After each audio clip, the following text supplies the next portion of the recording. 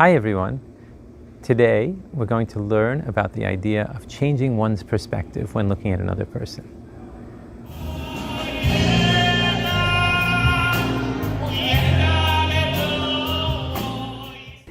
In the book Tanya by the Alter Rebbe, let's learn in chapter Lamed Beis, it's 32nd chapter. Over here, the Alter Rebbe speaks about the idea of loving another person. And at the end of the chapter, he brings up a question. What about if there's a reason not to love someone else? Actually, in fact, maybe even reason to hate another person. What then? What do we do? So the Alter Rebbe says, V'harachmanus mivatelis hasina, that the compassion, it nullifies the hatred. Uma'oreres ha'ava, and it arouses the love. Kinoida mimashikasuv, it's known what is written, Yaakov asher pada es Abraham, that Yaakov redeems his grandfather Abraham. So what does that mean? How could it be that Jacob, his grandson, will wind up redeeming his grandfather Abraham? What are we talking about here? So I want to illustrate it with a story of the famous Rebbe, the Chiddushei Harim, the first Ger Rebbe. When Ger moved to the town of Ger, away from Warsaw, initially the Chiddushei Harim, the Rebbe, wanted to daven, to pray with only 10 people. Every day it should be, his minyan should be a complete 10 people and no one else. Well, as you can imagine, all of the Hasidim wanted to be a part of those 10 people. So there was always a mad rush to try to get into the Rebbe's office. The secretary had to stand at the door and stop the people. Until 10, that's it. Sorry, no one else could come. Well, what happened one day? Mr. 11 came in and he started arguing with the secretary. The secretary said, I'm sorry, only 10. This man argued and argued and argued until whack!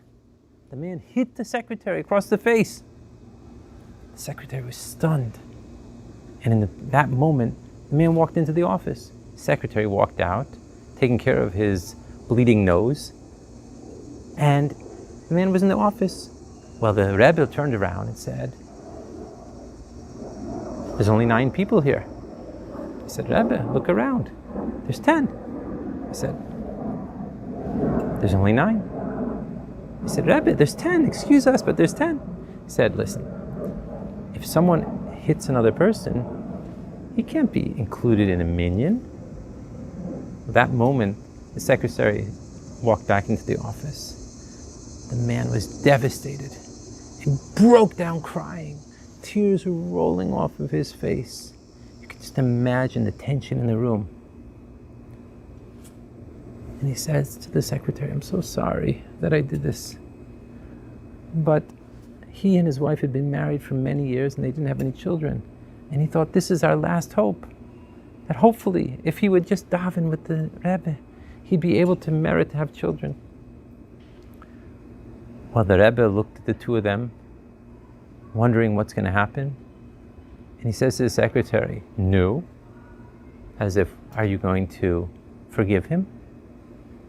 The secretary looked at the man, looked at the Rebbe, and the secretary said, I'll only forgive him under one condition, that the Rebbe promises that he will have children this year. The Rebbe's face lit up, and he said, Amen!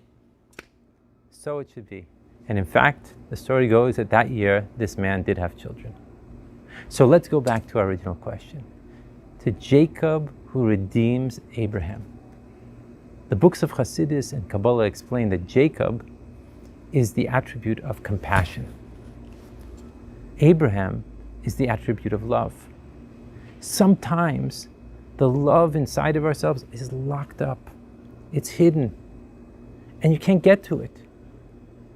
And you need compassion to break down that doorway, to open up that love for another person in your heart.